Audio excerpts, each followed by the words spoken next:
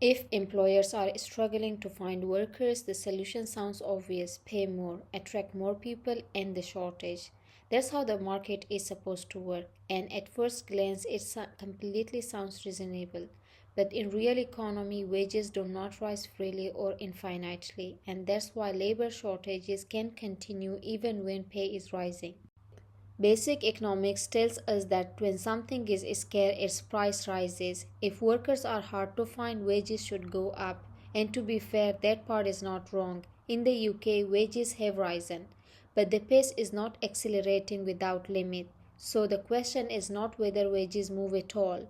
The real question is why they are not rising enough to remove the shortage. Here we can see regular pay growth over time. So yes, wages have been rising, the trend is upward, but it is not the kind of explosive wage response people often imagine when they hear the phrase labor shortage. And they tell us something important. The problem is not that the wages are frozen. The problem is that the wage mechanism is weaker and more constrained than many people assume. The first reason is on the employer side. Some sectors facing labor shortages cannot easily afford larger pay increases. Hospitality often works with tight margins, agriculture faces pricing pressure, and in the care, pay is often shaped by funding constraints rather than a free market. So employers may want more workers, but that does not mean they can keep raising wages aggressively. If they try, profits get squeezed, prices rise, or service become harder to sustain. The second reason is on the worker side. Workers care about the real wages, not the nominal wages. A pay rise on the paper is not the same as a meaningful improvement in standard of living. So even when wages rise, the incentive may still not be strong enough to pull people into difficult, stressful, or low status jobs. That's especially true when living costs are also rising. This chart makes the point more clearly. Nominal wages can rise while real gains remain modest. That matters because workers make decisions based on what their pay can actually buy and whether the job feels worth it. If real improvement is small, shortages can remain. The third reason is deeper. In the long run, sustainable wage growth depends heavily on productivity. If each worker produces more value, firms can pay more.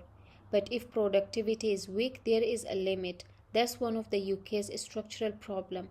Weak output per worker makes it harder for wage growth to keep solving labor shortages. This is deeper part of the story. If output per worker is not rising strongly, then stronger wages become harder to sustain. That does not mean pay cannot rise at all. It means there is a ceiling. And once businesses hit that ceiling, shortages do not disappear just because the need for workers remains high. There is one more reason. Even if pay rises, you cannot instantly create experienced nurses, drivers, care workers, or engineers. Training takes time, retention matters, working conditions matter, and location matters. So pay can help, but it cannot instantly manufacture the workforce the economy needs. So if workers are scarce, why do wages not rise enough to solve the shortage? Because labor markets are not frictionless. Employers face cost constraints. Workers care about the real living standards, not just nominal pay. Weak productivity limits sustainable wage growth, and the right workers cannot be created overnight. That's why just pay more sounds obvious, but it is often too shallow to explain what's really happening. So the problem is not simply that employers refuse to pay more. The deeper problem is that pay is constrained by business models, public funding, weak productivity, and the slow process of building the right workforce. This helps explain why labor shortages can persist even when wages are rising, and why simple policy slogans often fail. And if you ignore those structural limits, you do not solve the shortage, you just repeat the slogan.